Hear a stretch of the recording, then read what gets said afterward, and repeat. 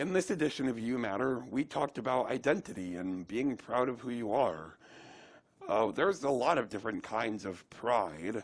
There's disabled pride, indigenous pride, and more. For this edition, we're going to be focusing on LGBTQ pride. We spoke to several students about how their identity shapes them and what challenges they may face because of it. Let's take a look. Are you proud of your identity? Well, to me, I don't see what there isn't to be proud of. It's a very important part of me, and it's the part of me that loves nonetheless. So I think that's a beautiful thing. I'm proud of who I am because it's me. I'm not any other person, and I don't want to be any other person. What challenges do you face because of your identity?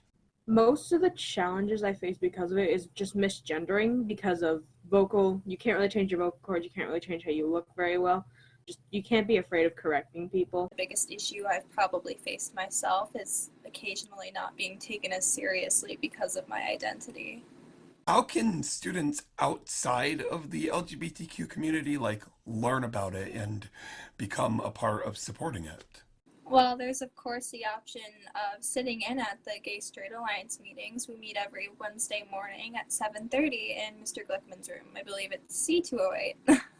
LGBTQ plus stands for something. It stands for lesbian, gay, bisexual, transgender, queer. There's that, and you could easily just search up online, as well as just asking fellow students. You just gotta be polite, and we'll probably inform you about anything you want to know. Finally, what would you say to those who are unsure of their identity?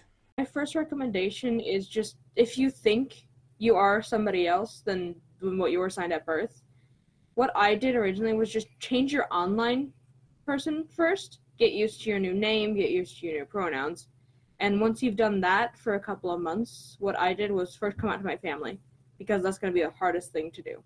I would have to say that there's really no rush. And if you identify one way and then you later on realize that that maybe isn't correct and that doesn't fit you best, it's okay. There's no deadline or expiration date for figuring out who you are, and labels aren't exactly required. Even though they might be helpful, they aren't required.